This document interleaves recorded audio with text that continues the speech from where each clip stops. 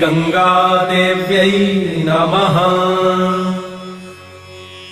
समृद्धं सौभातयं सकलवसुधायाः किमपि तन् महैश्वर्यं लीला जनितजगतः खण्डपर्शोः श्रुतीनां सर्वस्वं सुकृतमथमूर्तं सुमनसां सुधा सौन्दर्यं ते सलिलमविशं नः शमयतु दरिद्राणां दैन्यं दुरितमथ दुर्वासनहृदां